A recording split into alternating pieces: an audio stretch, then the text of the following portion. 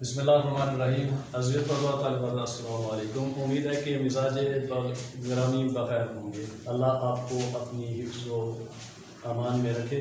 حضرت اللہ، آج ہم سبق نمبر 3 کا خلاصہ، ٹھیک ہے، یہ لیکچر نمبر آپ کا 26 ہے، ٹھیک ہے، سبق نمبر 3 ہے۔ اس سے قبل ہم نے پچھلے لیکچر میں اسی سبق کے ہم نے ورڈ میننگ کیے تھے، آج ہم اس کا خلاصہ کرتے ہیں، ٹھیک ہے۔ تو سبق کا عنوان کیا ہے؟ سر سید کے اخلاق و خصائل۔ اب اس کے مصنف کون ہیں؟ تو مصنف ہے اس کے مولانا الطاف حسین حالی۔ اب عزیز طلباء، آپ کو پتہ ہے کہ یہ کوشچن 10 نمبر کا ہوتا ہے، 1 نمبر کا جو نمبر ہوتا ہے یہ سبق کا عنوان اور مصنف کے نام کا ہوتا ہے، ٹھیک ہے۔ یہ آپ کا کلیئر ہو گیا ہے، تو یوں سمجھے 1 نمبر آپ کو مل گیا ہے اس کا، سمجھ گئے۔ تو میں نے یہ بھی بتایا تھا کہ آپ نے سبق کا نام وہی لکھنا ہے جو آپ کی درسی کتاب میں لکھا ہوا ہے، اور مصنف کا نام بھی وہی لکھنا ہے جو آپ کی درسی بک میں لکھا ہوا ہے، ٹھیک ہے۔ یہ دونوں درست آپ لکھتے ہیں تو پھر آپ کو 1 نمبر مل جائے گا۔ تو باقی 9 نمبر کا آپ کا خلاصہ ہے۔ تو خلاصہ کیا ہوتا ہے؟ نچوڑ ہوتا ہے کسی چیز کا۔ اب ہم نے اس سبق کا نچوڑ جو ہے وہ ہم نے نکالنا ہے، ٹھیک ہے۔ تو یہ کتنا ہوتا ہے؟ 1/3 ہوتا ہے، 1/3 ہوتا ہے، ٹھیک ہے۔ اس سے زیادہ لکھیں گے تو وہ یوں سمجھیں، بعض بچے کو عادت ہوتی ہے زیادہ لکھنے کی، ہم زیادہ لکھیں گے تو زیادہ نمبر ملیں گے، لیکن خلاصہ زیادہ لکھنے سے زیادہ نمبر نہیں ملتے، بلکہ وہ یوں سمجھیں وہ اپنے الفاظ میں اس سبق کو آسان اردو میں اپنے الفاظ میں ہم لکھ رہے ہوتے ہیں، ٹھیک ہے۔ تو اس کا 1/3 لکھیں گے، 1/3 اس کا لکھیں گے تو تب آپ کو اس کے نمبر ملیں گے، بصورت دیگر نمبر آپ کو نہیں ملیں گے، سمجھ گئے، ٹھیک ہے۔ یہ چیزیں لکھنے سے پہلے آپ، ٹھیک ہے، ذہن میں رکھ لیں۔ جب بھی آپ خلاصہ لکھیں تو سبق کا نام، عنوان لکھنا ہے آپ نے، مصنف کا نام لکھنا ہے، 1 نمبر آپ کا کلیئر ہو گیا ہے۔ پھر اس کے بعد آپ نے خلاصہ لکھنا ہے، تو خلاصہ زیادہ طویل نہیں کرنا، بعض بچے، ٹھیک ہے، اسے طویل کر دیتے ہیں، تو جب زیادہ کریں گے تو پھر کوئی چیز اس میں ایکسٹرا آپ نے شامل نہیں کرنی۔ آپ نے خلاصہ لکھنا ہے تو اسی سبق کا ہی لکھنا ہے، سمجھ گئے۔ تو شروع کرتے ہیں خلاصہ اس کا۔ دوستوں اور مہمانوں سے سر سید کا دسترخوان بہت کم ہوتا تھا۔ اچھا اور عمدہ کھانا پیش کرتے تھے، لیکن جیسا مل جاتا کھا لیتے تھے۔ موسم کی سبزیاں اور پھل پسند تھے، کھانے کے بعد دودھ ضرور پیتے تھے۔ ظرافت اور خوش طبعی ان کی جبلت میں داخل تھی۔ اگر کوئی لطیفہ یا شوخی ان کو سوجھ جاتی تو چاہے کیسی شرم و حجاب کی بات کیوں نہ ہو کہہ دیتے تھے۔ مطالعہ کی عادت شروع ہی سے تھی، کتاب کا مطالعہ بڑے غور سے کرتے، جو بات ان کے کام کی ہوتی اس پر نشان لگا دیتے۔ اگر کوئی مضمون کام کا ہوتا تو ورق الگ کر کے فائل میں لگا دیتے تھے۔ خط کا جواب فوراً اور ضرور دیتے تھے۔ محنت اور جفا کشی ان کے خاص اوصاف تھے۔ شروع ہی سے ان کو کام کرنے کی عادت تھی۔ اللہ کی دی ہوئی صلاحیتوں سے پورا کام لینے کی وجہ سے ان کا ذہن اور حافظہ روشن ہو گیا تھا۔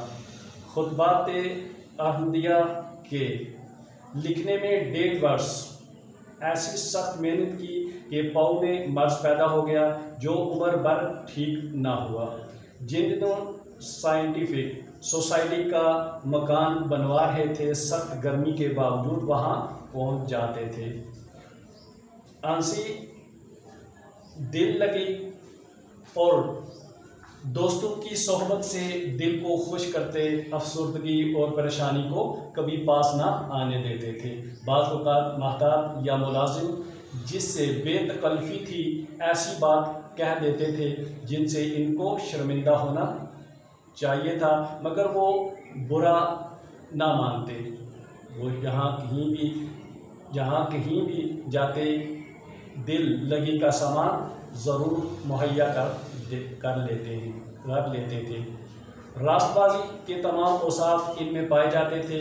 اردو لٹریچر میں انہوں نے آزادی اور سچائی کی بنیاد ڈالی، جس بات کو حق سمجھتے کہہ دیتے۔ سر سید کو اپنے کنبے کے ساتھ بے حد لگاؤ تھا۔ بھائی کی موت کا صدمہ زندگی بھر نہیں بھولے۔ والدہ کے ساتھ بڑی وابستگی تھی، ان کے غصے اور خفگی کو برداشت کرتے تھے۔ اپنے وطن دلی سے خاص اون تھا، یعنی محبت تھی، بلکہ اصلاحی تاریخ کا آغاز ہی دلی کی تباہی کو دیکھ کر کیا تھا۔ دوستوں کے ساتھ انہیں خاص محبت تھی۔ ان کی زندگی کا دار و مدار دو چیزوں پر تھا، کام اور دوستوں کی صحبت۔ نواب محسن الملک کہتے ہیں کہ جتنی خوبیاں میں نے اس شخص میں دیکھی اور کہیں نہیں دیکھی۔ دوستی کو قرابت داری سے بھی زیادہ اہمیت دیتے تھے۔ دوستوں اور نوکروں کو عمر بھر ساتھ رکھنا چاہتے تھے۔ ایک ملازم کے بارے میں بار بار لوگوں نے شکایت کی، مگر انہوں نے اسے الگ نہ کیا، سامان جمع نہ کیا، نہ کوئی جائیداد بنائی، جو کماتے کنبے اور دوسرے کاموں میں صرف کر دیتے تھے۔ غریبوں اور مزدوروں کو فائدہ پہنچاتے اور وہ لوگوں کے ان کے حوصلے اور توقع سے زیادہ دیتے تھے۔ ایک زمانے میں ان کا ایک دوست ان کے گھریلو اخراجات لکھا کرتا تھا۔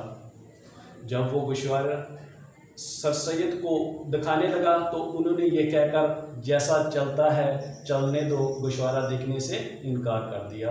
مخالفوں اور دشمنوں کا تحمل سے